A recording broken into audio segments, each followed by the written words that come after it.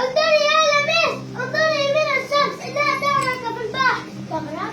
قولي لي يا شمس، هل تعرفين السباحة والغوص؟ هل ستعودين إلينا؟ لا يا أبنائي، الشمس لا تغرق في البحر بل تدور الأرض حول نفسها. تغرب الشمس في بلادنا، تشرق في بلاد أخرى. هل يبدأ الصباح في تلك البلاد يا أخي؟